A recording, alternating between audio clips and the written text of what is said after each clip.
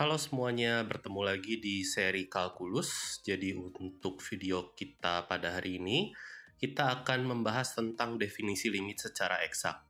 Nah, biasanya definisi limit secara eksak ini yang biasanya kalian kaget ya ketemu definisi yang kok ribet banget sih gitu ya. Jadi kita lihat dulu ya definisi limit itu apa ya. Kalau kita punya limit dari fungsi f gitu, untuk x-nya menuju c ini sama dengan suatu bilangan yang berhingga L. Nah, ini definisinya tuh apa sih? Definisinya, untuk setiap epsilon positif, terdapat delta positif, sehingga kita punya apa? Kita punya jarak dari x ke c, ya, ini digambarkan dengan mutlak x min c, jika dia lebih kecil dari delta, tapi x-nya jangan sama dengan c, gitu ya. Jadi, x-nya nggak mungkin sama dengan c. Kalau mutlak x min c-nya, ini pasti positif, gitu ya. Ini mengakibatkan jarak dari fx ke L, ini kurang dari epsilon, gitu. Nah, ini kan sebenarnya implikasi yang kita sudah lihat sebelumnya ya, waktu di video sebelumnya. Jadi, buat teman-teman yang belum lihat, bisa diklik dulu di yang pojok kanan atas ya. Nah, ini sebenarnya gambarnya kayak gini kira-kira ilustrasinya. Misalkan kita punya grafik Y sama dengan fx kayak gini. Ini titik C-nya, misalkan nggak terdefinisi gitu ya. Jadi bolong ceritanya. Lalu ini titik L-nya gitu. Nah, di sini kalau kita punya x min C-nya jaraknya kurang dari delta, istilahnya kita punya ini selangnya berarti C min delta, C plus delta gitu ya. Nah, kalau kita telusuri, kita akan punya pitanya di sini sebesar L min epsilon, L plus epsilon gitu. Dan ini bisa kita temui, selalu bisa kita temui deltanya untuk setiap epsilon yang positif. Kita untuk L-nya bisa kita buat sekecil mungkin. Kita bisa menemukan delta yang kita inginkan. Jadi nanti deltanya akan bergantung dari epsilon. Nah, biasanya untuk definisi limit, pembuktian definisi limit seperti ini, kita diminta untuk menentukan nilai deltanya, seperti itu. Nah, jadi kita akan mulai dari soal yang diberikan. Nah, buat teman-teman yang ingin belajar tentang definisi limit lebih lanjut, bisa dilihat dulu di textbooknya berbagai contoh untuk fungsi-fungsi yang lebih sederhana ya, kayak fungsi linier, fungsi akar, fungsi kuadrat. Nah, jika sudah baca, kita sekarang bisa mulai masuk membahas soal yang A ini ya. Oke, jadi kita akan mulai dari definisinya terlebih dahulu ya untuk yang A ini. Apa sih yang mau kita buktikan dari limit yang diberikan ini ya? Jadi kita akan mengotak-ngatik dulu, kita ingin mempunyai implikasi seperti ini. Jadi untuk jarak dari x ke 5 kurang dari delta, kita ingin implikasinya adalah x kuadrat min 7x plus 10 dibagi dengan x kuadrat min 8x plus 15. Dengan 3/2, jaraknya itu pengennya kurang dari epsilon gitu ya. Nah, kita ingin menentukan nilai delta yang diinginkan. Nah, gimana cara taunya nilai deltanya? Biasanya sih kita potret dulu dan menyederhanakan dulu bagian kanannya, bagian kesimpulan dari implikasi ini. Nah, sekarang kita lihat bareng-bareng yang di bagian mutlaknya terlebih dahulu ya. Jadi ini kita bisa faktorkan di sini ya. Bagian pemilangnya menjadi x min 2 dikali x min 5.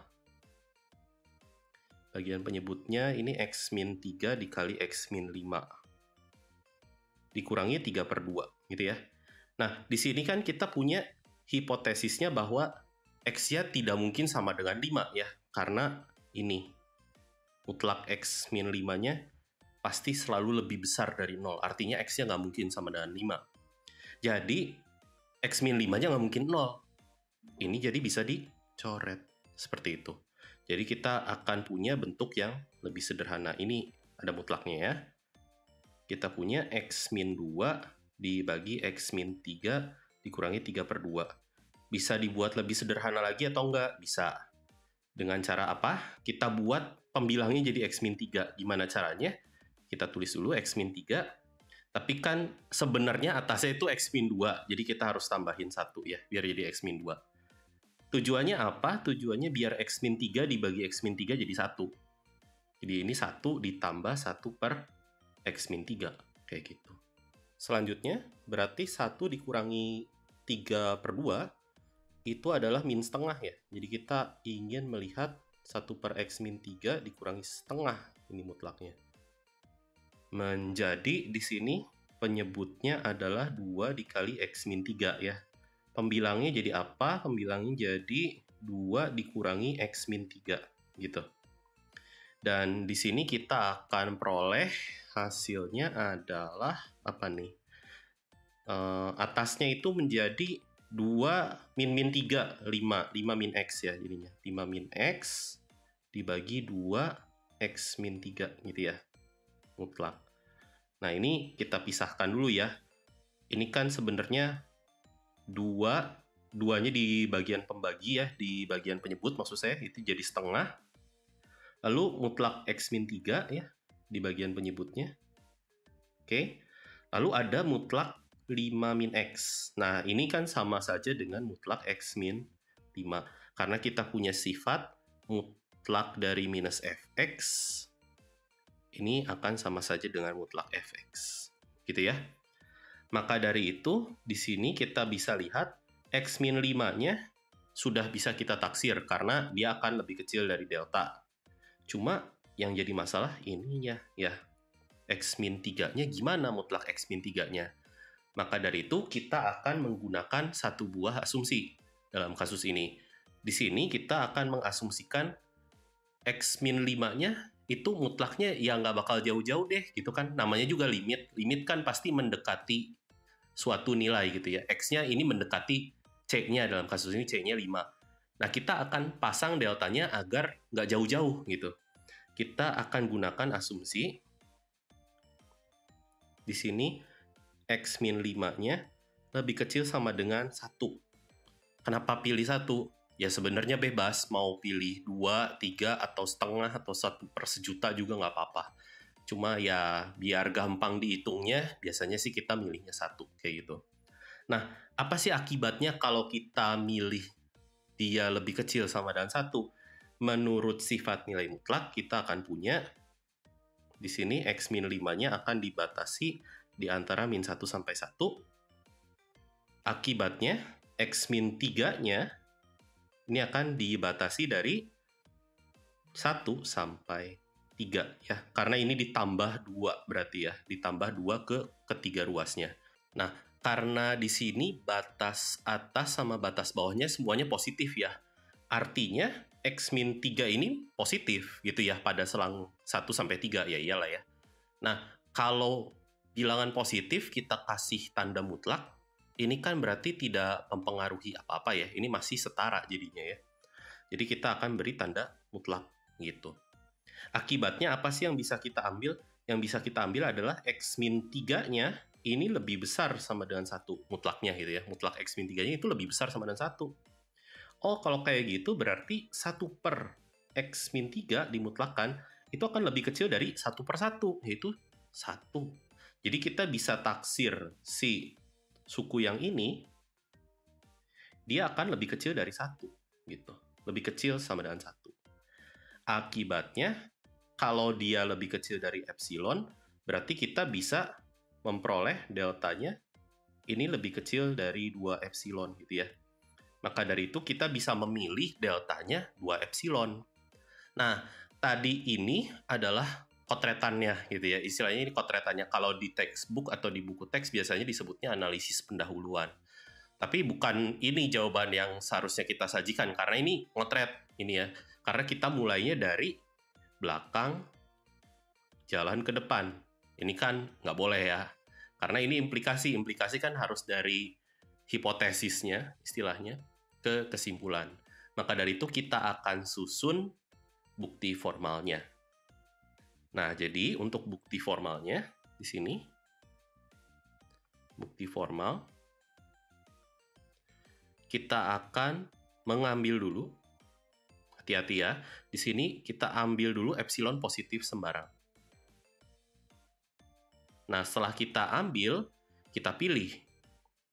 Jadi tolong dibedakan ambil dan pilih. Biasanya sih di sini kalau kita gunakan kata ambil, ambil itu biasanya untuk membuktikan untuk setiap. Jadi kita mengambilnya secara acak gitu, kayak ngambil acak. Kalau pilih kita memilih gitu secara tertentu istilahnya ya. Jadi memilihnya tertentu. Jadi deltanya kan kita pilih. Apa itu yang bergantung dengan epsilon. Dalam kasus ini, setelah dikotret-kotret tadi, deltanya kan 2 epsilon. Tapi kan tadi kita menggunakan asumsi deltanya lebih kecil sama dengan 1.